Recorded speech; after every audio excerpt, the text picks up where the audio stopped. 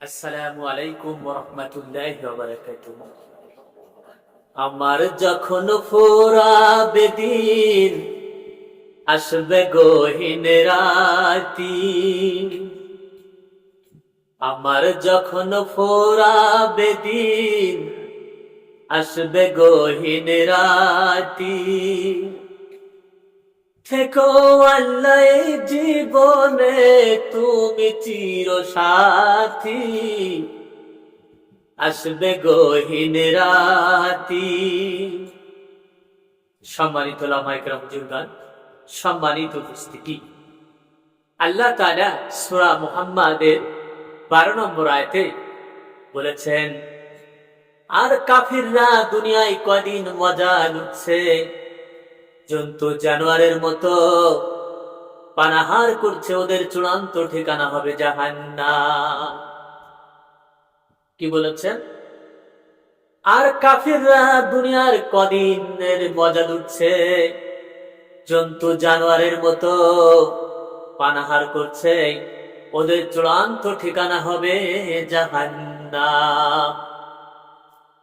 ওয়াল্লাযীনা কাফারু, আর কাফিররা দুনিয়ার কদিনে মজা লুটছে, জন্তু জানোয়ারের মতো পানাহার করছে, ওদের চূড়ান্ত ঠিকানা হবে জাহান্নাম। সম্মানিত উলামায়ে কেরাম, বুজুর্গান, সম্মানিত, কাফেরের স্থান হবে জাহান্নাম, কঠিনতম জায়গা।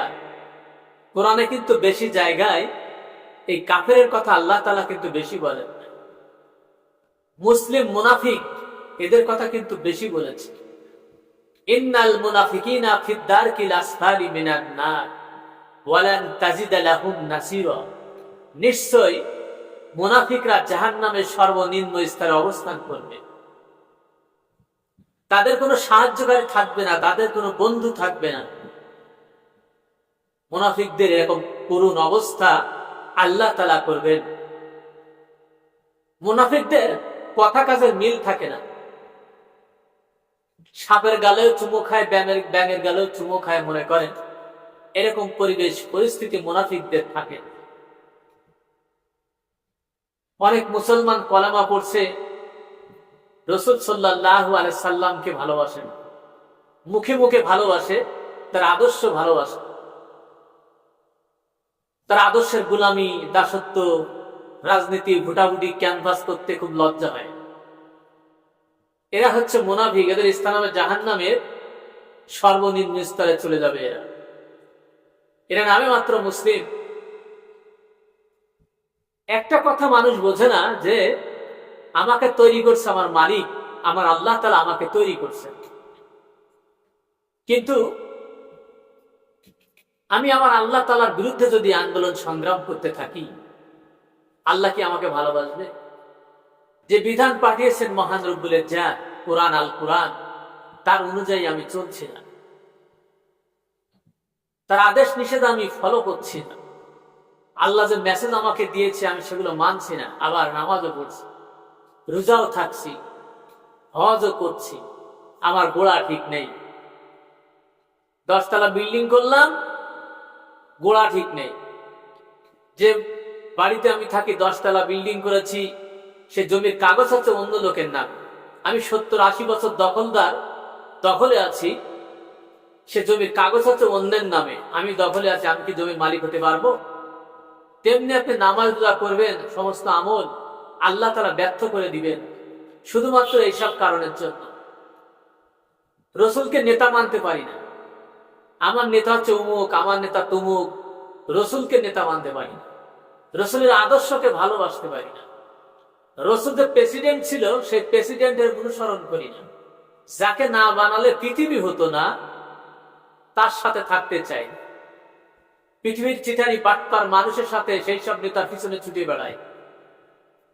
কিন্তু আল্লাহ তাআলার যে দোস্ত হযরত মুহাম্মদ সাল্লাল্লাহু আলাইহি সাল্লামকে এই পৃথিবীর জমিনে পাঠাইছিলেন, তার আদর্শ ভালোবাসতে পারি। কিভাবে আপনি জান্নাত পাবেন? আদৌ কি জান্নাত পাওয়া যাবে? সমস্ত আমল সব ব্যর্থ হয়ে যাবে, কোন আমল মহান রব্বুল ইজ্জাতের কাছে পৌঁছাবে। এই জন্য কোরআন পড়বেন, হাদিস পড়বেন, নামে মাত্র মুসলমান হলে হবে না। গরু খাওয়া মুসলমান হলে হবে না, ছাগল খাওয়া মুসলমান হলে হবে না, মুরগি খাওয়া মুসলমান হলে হবে না। আপনার সন্তান কি করছে, আপনার মা কি করছে, আপনার বাবা কি করছে, আসলে কি সঠিক পথে আছে, আসলে কি কোরআনের পথে আছে? সারা জীবন নামাজ পড়ছে, রসুলের আদর্শ বলতে কিছু চেনে না। কোরআনে যে আল্লাহর রাজনীতি বলে কথা আছে, রসুলের রাজনীতি বলে কথা আছে, এসব সে জানে না, সে বোঝে না। তার আদর্শ অন্য কিছু, রসুল তার আদর্শ নয়, কোরআন তার আদর্শ নয়। কিভাবে আপনি জান্নাত পাবেন? 70-80টা বছর আপনি কোরআন সম্পর্কে কোনো নলেজ এই মাথার ভিতরে আপনার কিচ্ছু নাই, কিভাবে আপনি জান্নাত পাবেন? ইয়া আইয়ুহাল্লাযিনা আমানু কু আনফুসিকুম আহালিকুম নারা, তুমি বাঁচো তোমার আহাল পরিবার পরিজনকে জাহান্নামের আগুন থেকে বাঁচাও। চিন্তা করতে পারছেন? আমরা সন্তানদেরকে জাহান্নামের আগুন থেকে বাঁচাতে পারছি। কোরআনের পিছনে সময় দেয় না, হাদিসের পিছনে সময় দেয় না। আমার রসুল কি করেছেন, আমার আল্লাহ কি আদেশ নিষেধ দিয়েছেন তার কোরআনের ভিতরে, সেই সবগুলো আমরা মানতে চাই না, বুঝতে চাই না। শুধু নামাজ আর রোজা কি ইসলামের মূল ভিত্তি? আপনি নামাজ পড়লেন, আবার পুজো করলেন আরেকজনের, আদর্শ মানলেন আরেকজনের, রসুলকে বাদ দিয়ে। আমি অমুক আদর্শ ভালোবাসি, তার জন্য আমি আমার জীবন দিতে প্রস্তুত আছি। এইসব লোক কি আল্লাহকে ভালোবাসবে? এদেরকে আল্লাহ জান্নাত দেবে? কি কারণে স্থায়ী জান্নাত দেবে? মৃত্যুর পরে, যার কোনোদিন শেষ হবে না। দেখতে দেখতে 40-42টা বছর চলে গেছে এমনি এমনি, বুঝতেও পারি না কখন চলে গেছে। আর অনন্তকাল মহান রব্বুল যা চিরস্থায়ী শান্তির জায়গায় আপনাকে আমাকে দেবে, এমনি এমনি দেবে? কিভাবে দিবে বলেন? কোরআন পড়বেন, রাসূল সাল্লাল্লাহু আলাইহি সাল্লামের আদর্শকে ভালোবাসতে হবে, আল্লাহর আদেশ নিষেধগুলোকে মানতে হবে। তাছাড়া বাঁচার কিন্তু কোনো রাস্তা নাই। যতই পীর সাজেন, যত দরবেশ সাজেন, জুব্বা পরছেন, পাঞ্জাবি পরছেন, সুবহানাল্লাহ সুবহানাল্লাহ সুবহানাল্লাহ করছেন, গাছে তাবিজ বাঁধছেন, মানুষের কাছে কুফরি করছেন, যেটাই বাটপারি করে আপনি আয় রোজগার করছেন, আপনার ওই ইসলামের 4 পয়সা মূল্য কিন্তু আল্লাহ তাআলার কাছে নেই। আসসালামু আলাইকুম ওয়া রাহমাতুল্লাহি ওয়া বারাকাতুহু।